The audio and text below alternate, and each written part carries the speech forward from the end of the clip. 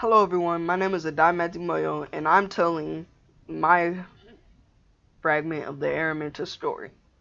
This is called The Warrior Rescuing Us, a military operation. Araminta freeing captives was a military operation. For those who thought she was just in the bushes saying, "Psst, psst, you want to go to freedom?"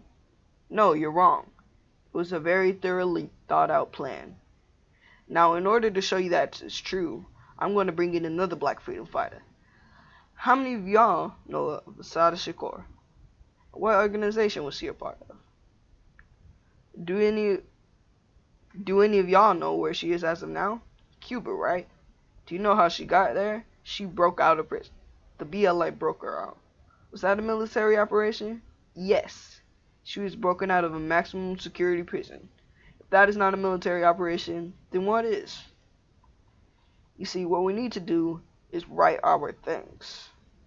For those political prisoners like Matulu Shakur, we need to thank them for what they have done for our people. Just a simple thank you, brother.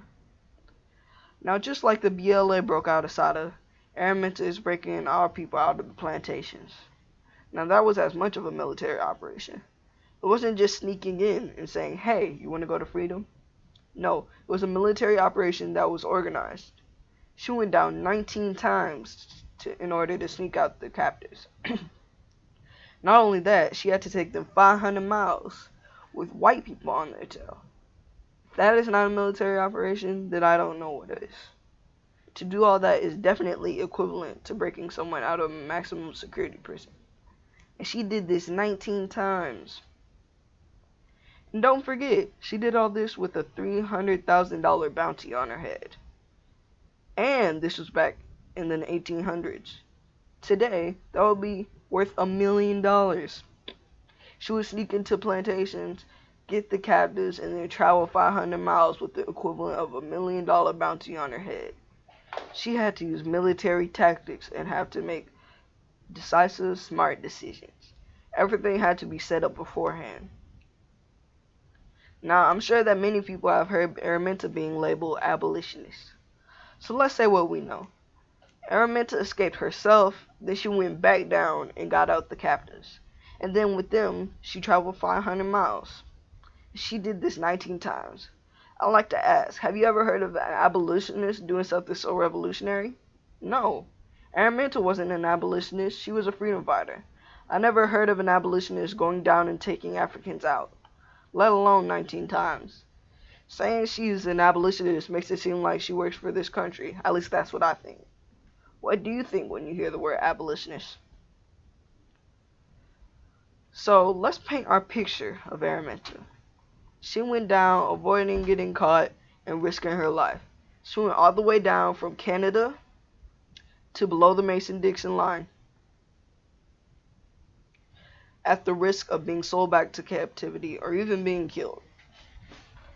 So she came and picked them up, then made her way back up with the escaped captives with her and white people on their tail.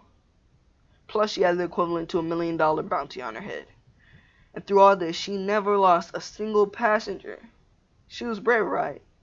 You see, she was brave even before she escaped.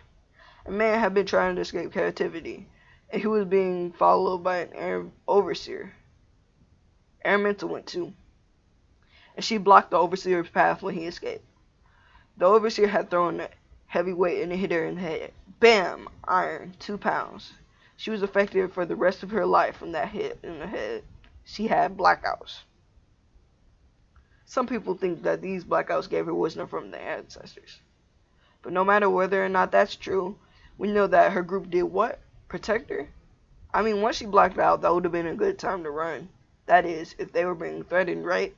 But they stayed. That is because there were no threats. They were prepared to go and resolve.